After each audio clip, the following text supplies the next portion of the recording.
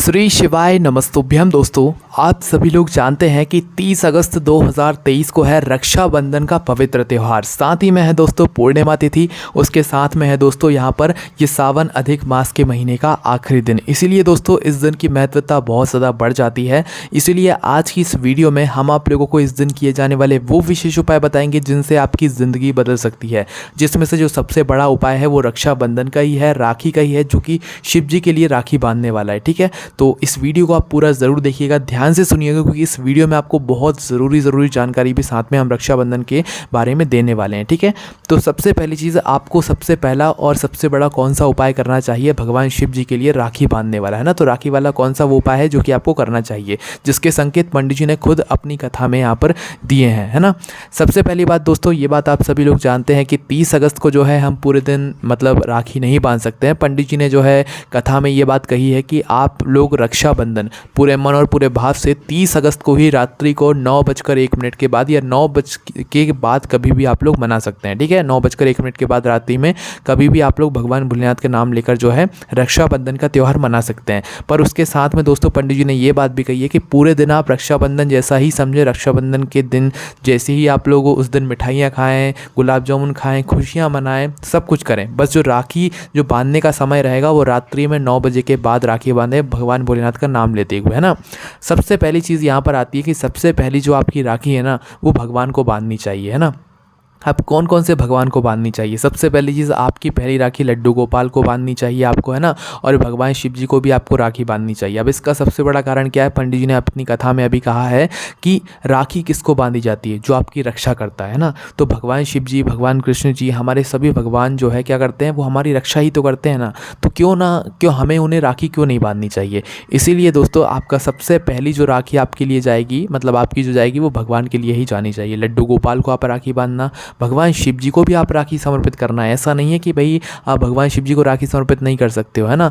राखी आप उनको समर्पित करना, क्योंकि वो भी तो आपकी रक्षा ही करते हैं ना। आप उनको राखी समर्पित करना, साथ ही में उनकी पूजन भी करना, उनकी आरती भी उतारना। जैसे अपने भाई को आप राखी बांधते हो, उसको मीठे का भोग लगाते हो, उसको मीठा खिलाते हो, साथ ही में दोस्तों आप लोग क्या करते हो, उसकी आरती भी उतारते हो। तो वैसे ही आप लड्डू गोपाल को भी मतलब राखी बांधना, उनकी भी आरती उतारना, भगवान शिव जी को भी राखी समर्पित करना, उनकी भी आरती उतारना, उनको भी जो है भोग लगाना। ठीक है, अब यहाँ पर ये बात निकल कर आती है, क्या हमें भगवान शिव जी को राखी मंदिर जाकर बांधनी है और किस समय बांधनी है? तो देखो, जिस तरीके से हम अपने भाई को राखी रात्रि को 9 बजे के बाद बांधेंगे पंडित जी के अनुसार, है ना, पंडित जी ने ये बात कही है, रात्रि को 9 बजे के बाद हम लोग राखी बांधेंगे, तो उसी तरीके से हमें भगवान को भी रात्रि को 9 बजे के बाद ही राखी बांधनी पड़ेगी। क्योंकि सुबह नहीं बांध सकते, सुबह पूर्णिमा तिथि शुरू ही नहीं होगी, फिर जो है वो भद्रा काल लग जाएगा, जिसकी वजह से हम कहीं पर भी जो है राखी नहीं बांध सकते, रक्षाबंधन का त्यौहार नहीं मना सकते, है ना।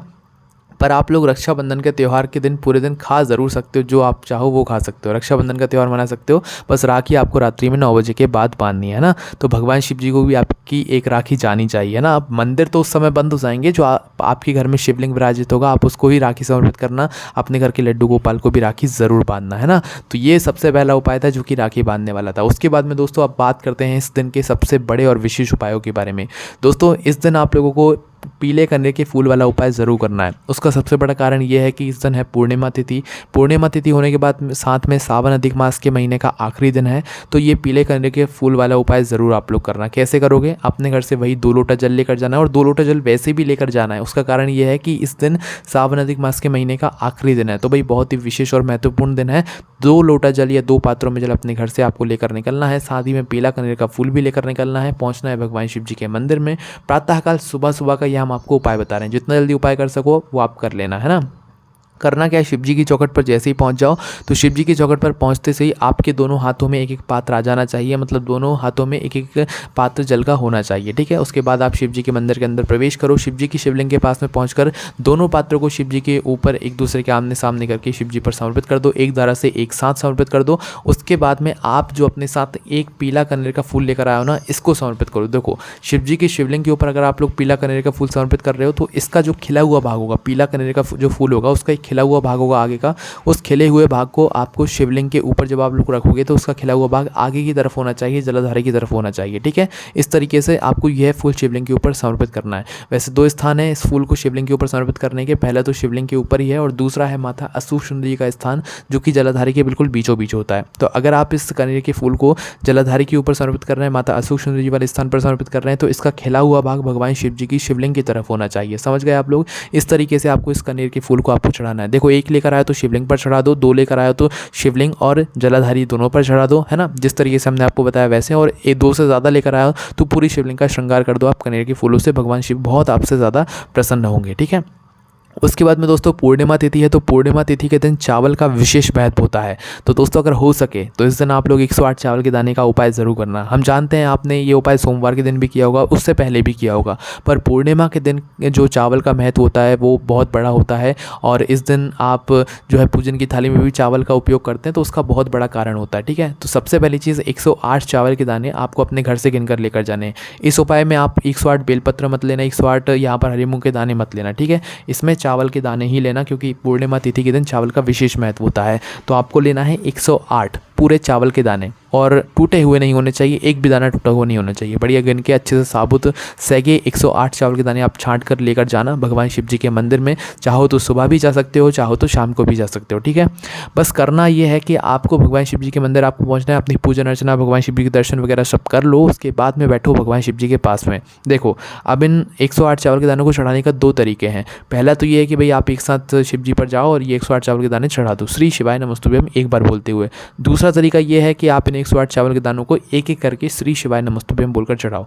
दूसरा वाला जो तरीका है वो थोड़ा मुश्किल है, पर इस उपाय को इस तरीके से अगर आप लोग करोगे तो आपको जल्दी फल मिलेगा और बड़ा फल मिलेगा। ठीक है, कैसे करोगे? 108 चावल के दाने जो आप गिन कर लेकर आए हो ना, इन्हें एक एक करके श्री शिवाय नमस्तुभ्यम बोलकर शिवलिंग के ऊपर चढ़ाते जाओ, एक एक करके, है ना, एक साथ में चढ़ाना, एक एक करके चढ़ाना। श्री शिवाय नमस्तुभ्यम बोला, एक चढ़ा दिया, फिर दूसरा चढ़ाया, श्री शिवाय नमस्तुभ्यम बोल दिया।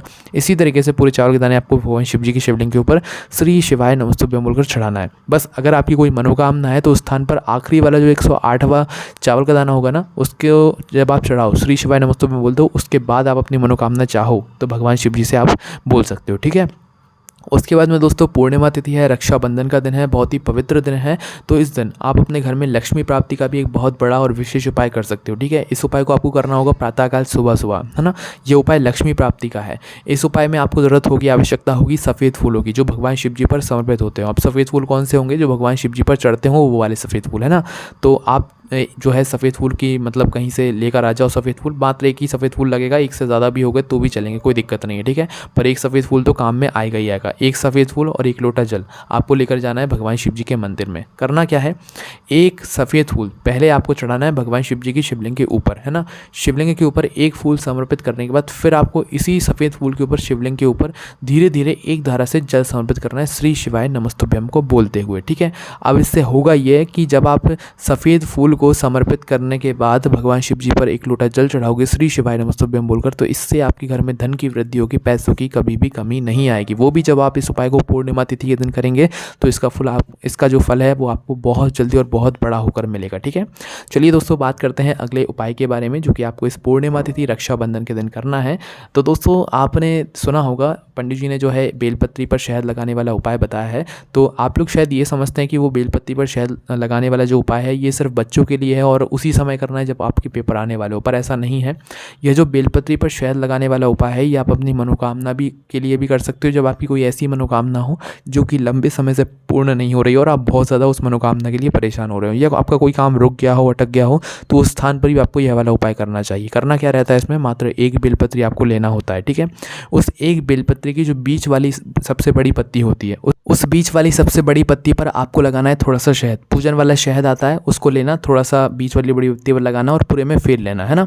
फेरने के बाद मात्र आपको करना यह है कि इस एक बेलपत्री को आपको बीच वाली बड़ी पत्ती के सहारे शिवलिंग के ऊपर चिपका देना है। अब ऊपर समर्पित नहीं करना है, इसे सामने की ओर चिपकाना है। मतलब शिवलिंग की तरफ आप जब सामने की तरफ खड़े होगे ना, तो शिवलिंग का जो सामने का भाग होगा उस सामने के भाग की तरफ आपको इस बेलपत्री को चिपका देना है। चिपकाना हम इसीलिए बोल रहे हैं क्योंकि बीच वाली बड़ी पत्ती पर जो आपने शहद लगाया है, इसी पत्ती के सहारे आपको जो है वो शहद को मतलब भगवान शिव जी की शिवलिंग के ऊपर चिपका देना है। मतलब वो बेलपत्री अपने आप चिपक जाएगी। और जो मतलब शहद आप लोग लगाओगे वो बेलपत्री के चिकने भाग पर लगाना है, इस बात का ध्यान रखना, ठीक है। और जब आप चिकने भाग पर बेलपत्री को लगाओगे, मतलब उस शहद को लगाओगे, तो आपकी जो बेलपत्री है वो आसानी से शिवलिंग के ऊपर चिपक जाएगी, ठीक है। और बेलपत्री को शिवलिंग की सामने की तरफ चिपकाने के बाद हाथ जोड़कर विनती कर लेना भगवान से, जो आप मांगना चाहो वो भगवान शिव जी से मांग लेना, निश्चित ही आपकी मनोकामना बहुत जल्द पूर्ण होगी।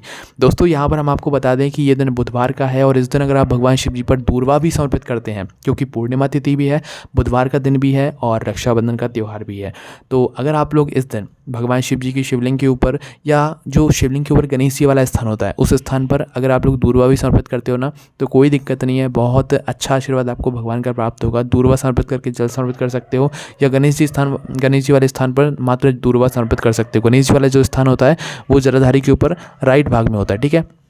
तो ये वो सारे उपाय थे जो कि आपको 30 अगस्त के दिन करने हैं। अगर आप चाहें तो कर सकते हैं। रक्षाबंधन की तिथि भी है, त्यौहार भी है, भगवान शिव जी को राखी ज़रूर बांधना है क्योंकि वो भी हमारी रक्षा करते हैं।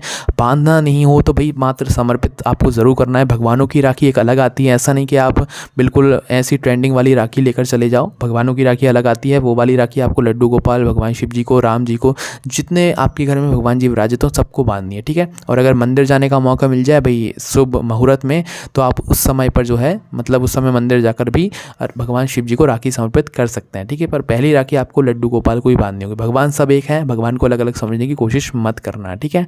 तो ये वो सारे उपाय थे जो कि आपको इस दिन करना है, इससे आपकी ज़िंदगी भी बदल सकती है। कोई भी आपको समस्या आती है उपाय करने में, आप उनसे कमेंट करके पूछ सकते हैं। और रक्षाबंधन से जुड़ी हुई सारी जानकारी आप हमारी वेबसाइट पर जाकर भी पढ़ सकते हैं, जो कि है भोलेनाथभक्ति.com। कोई भी आपको समस्या आती है कमेंट करके पूछ सकते हैं। ओम नमः शिवाय, जय भोले बाबा, श्री शिवाय, नमस्तुभ्यम।